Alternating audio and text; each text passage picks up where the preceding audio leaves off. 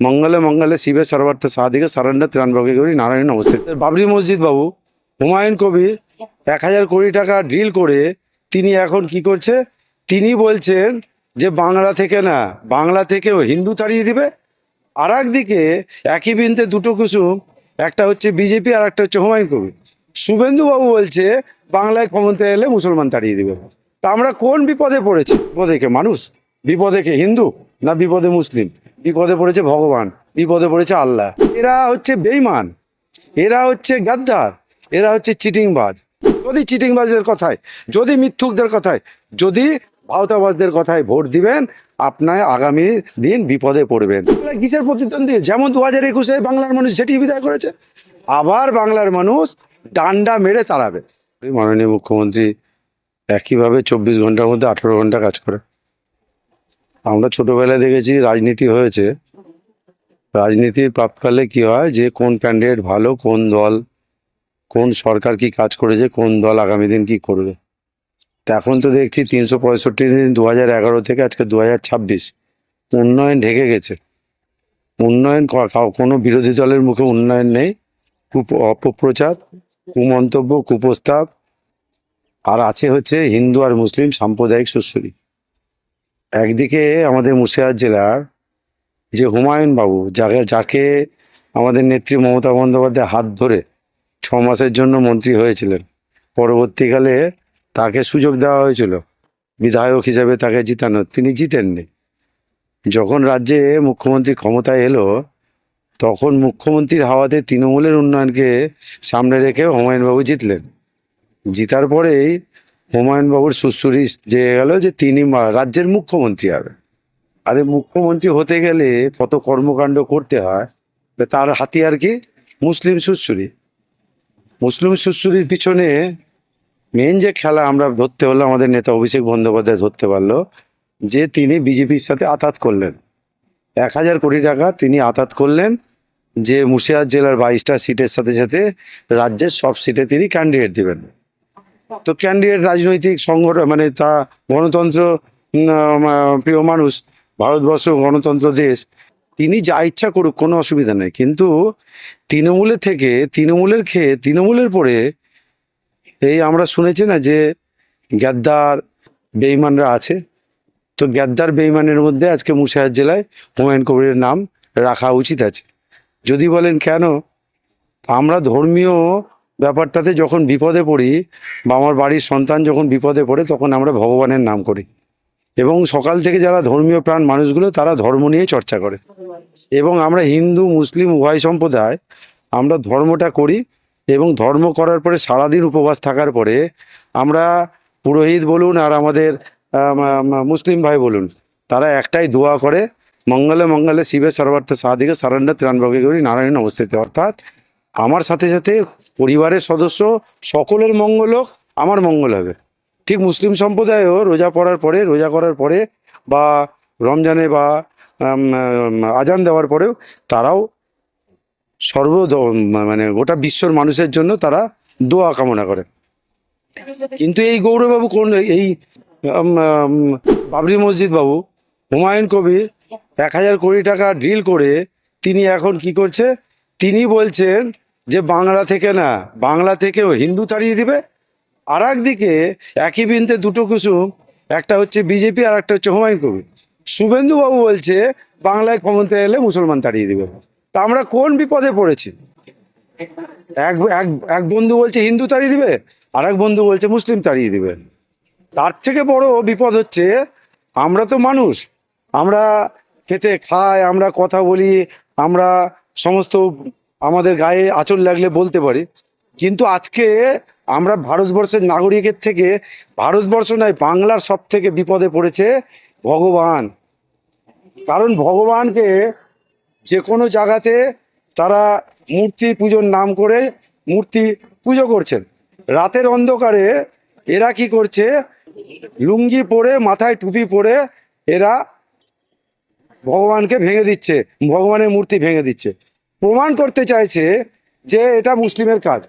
পরবর্তীকালে যখন বাংলার পুলিশ ক্লোজ সার্কিট ক্যামেরার মধ্যে দিয়ে তদন্ত করে দেখছে, দেখা যাচ্ছে সেই ব্যক্তি হিন্দু, এবং হিন্দু নয়, সে হচ্ছে বিজেপির কর্মী।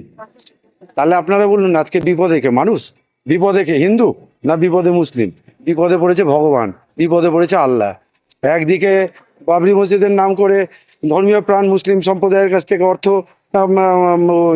সহযোগিতার হাত বাড়িয়ে চাইছে, সেখানেতে যখন 8 কোটি টাকা 10 কোটি টাকা যখন অর্থ কালেকশন করছে, তখন বলছে হ্যাঁ বাবরি করব, আমি 90টা সিটে জিতলে পারে বাবরি করব। আর একদিকে আমাদের বিরোধী দলের নেতা শুভেন্দু বাবু 2021-এ যে নন্দীগ্রামে হিন্দু মুসলিম উভয় সম্প্রদায়ের ভোট নিয়ে তিনি জিতলেন, সেখানে বলছে বাংলা থেকে মুসলিম তাড়িয়ে দিবে। এরা হচ্ছে বেইমান, এরা হচ্ছে গাদ্দার, এরা হচ্ছে চিটিংবাজ। আজকে ভোটের পাপকালে দেখুন না, অন্যান্য রাজ্য থেকে মুখ্যমন্ত্রীরা আসছে, তারা এসে কোথায় আসছে? গোটা ভারতবর্ষের একমাত্র মুখ্যমন্ত্রী যার নাম মমতা বন্দ্যোপাধ্যায়, গোটা ভারতবর্ষে একটা মাত্র রাজ্য যার নাম হচ্ছে বাংলা। গোটা বিশ্বে 165টা প্রকল্পের মধ্যে গোটা বিশ্বে মান পেয়েছে। এবং গোটা বাংলার মানুষ, সে হিন্দু হোক, খ্রিস্টান হোক, জৈন হোক, মুসলিম হোক, সিপিএম হোক, কংগ্রেস হোক, বিজেপি হোক, সর্বস্তরের মানুষ কিন্তু উন্নয়নে শরিক হয়েছে এবং তার ঘরে ঘরে উন্নয়ন পৌঁছে গেছে। তাদের কাছে কিছু বলার নাই। আরে লড়াই তো লড়বে কার সাথে? লড়াই লড়তে গেলে তাদের উন্নয়ন লাগবে, কিন্তু তারা এসে সুশ্রুতি দিচ্ছে হিন্দু আর মুসলিম, হিন্দু আর মুসলিম।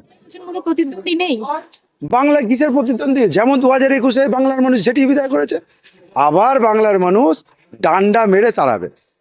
কিন্তু বিজেপি তো বলছে আসলে পরে মাননীয় মুখ্যমন্ত্রীর যে অভিনব প্রকল্প লক্ষ্মী ভাণ্ডার, তার বদলে অন্নপূর্ণা ভাণ্ডার 3,000 টাকা করে, এমনকি বলছে তারা আসলে পরে রাজ্যে কাজের কোনো অভাব হবে না, শিল্পের অভাব হবে না, ঘরে ঘরে মহিলারা চাকরি পর্যন্ত পাবে। এই বিষয়ে কি বলবো? আরে চিটিংবাজ বিজেপির বন্ধুদের বলতে চায় যে আজকে ডবল ইঞ্জিন সরকার যেখানে যেখানে আছে, সেখানে সেখানে আজকে আজকে কি অন্নপূর্ণা ভাণ্ডার চালু হয়েছে? গত 14 মাস আগে দিল্লি ভোট হয়েছে, সেখানে প্রধানমন্ত্রী নিজে বলেছিল অন্নপূর্ণা ভাণ্ডার ভোট শেষ চালু হবে। আজকে 14 মাস জিরো। আচ্ছা 14 মাস বাদ দেন, গত 2-3 মাস আগে আমাদের বিহারে ভোট হয়েছে, সেখানে রাতের অন্ধকারে মায়েদের অ্যাকাউন্টে, বোনেদের অ্যাকাউন্টে 10,000 টাকা করে ঢুকে গেছে। টাকাটা কিসের? টাকাটা হচ্ছে বিশ্ব ব্যাংকের 17,000 কোটি টাকা, বিশ্ব ব্যাংকের উন্নয়নের টাকা। সেই টাকাটা রাতারাতি বিহারকে দিয়ে দেওয়া হলো। সেই বিহারকে রাতারাতি মা বোনদেরকে তার অ্যাকাউন্টে টাকা দেওয়া হলো। এখন সেই টাকা রিকভারির জন্য মা বোনদের কাছে চিঠি যাচ্ছে, সেই টাকা লোন হিসেবে দেওয়া হয়েছে, সেই টাকা ফেরত দাও। এই চিটিংবাজদের কথা যারা শুনবে, এই চিটিংবাজদের কথা যারা বিশ্বাস করবে, তারা বিপদে পড়বে। বাংলার মানুষ চায় না পুনরায় বিপদে পড়তে। 2014 থেকে 2026 আজ অবধি 12 বছরে তারাই তো বলেছিল বছরে 2 কোটি করে চাকরি, আজকে 12 বছরে 24 কোটি চাকরি। তারা আগে সেন্ট্রালে শূন্য পদে নিয়োগ করুক, তারপর বাংলায় শূন্য পদে নিয়োগ করবে। বাংলার মানুষ বুঝতে পেরেছে এখন তারা হার নিশ্চিত। সেইটাকে উপলক্ষ করে তারা এখন প্রতি কটা বিধানসভাতে কোথাও 20,000, কোথাও 25,000, কোথাও 30,000 চিহ্নিত করে আমাদের তৃণমূলের ভোটগুলোকে তারা বাদ দেওয়ার পরিকল্পনা করেছে। আজকে তাও দায়িত্ব নিয়ে বলছি, চতুর্থবারের জন্য মুখ্যমন্ত্রী বাংলার গদিতে, বাংলার সিংহাসনে বসছে। এটা বাংলার মানুষের আস্থা, বাংলার মানুষের ভরসা। দেখুন ভোট আসবে, ভোট যাবে, আমরা ভোট কেন দিব?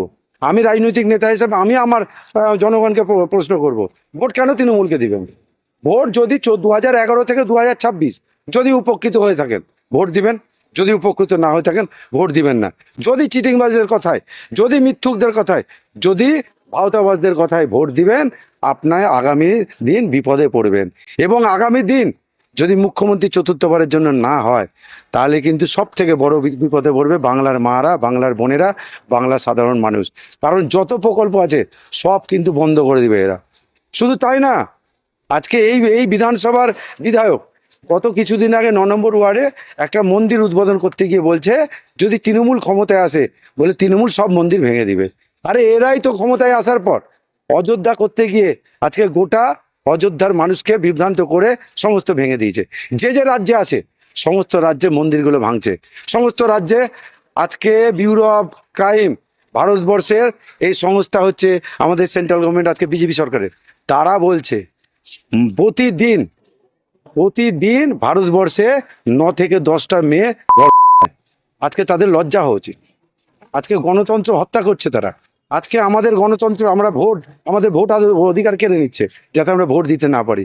আরে চিটিংবাজ ধাপ্পাবাজ যদি বাংলায় অশান্তির মূল কারণ হচ্ছে এই বিজেপি আর এই আসছে পরিযায়ী, এই পরিযায়ীদের ঝেঁটিয়ে বিদায় করবে বাংলার মানুষ।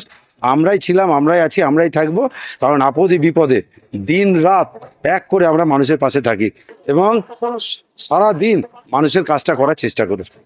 আরো লেটেস্ট খবরের আপডেট পেতে ফলো করুন রাতদিন.in।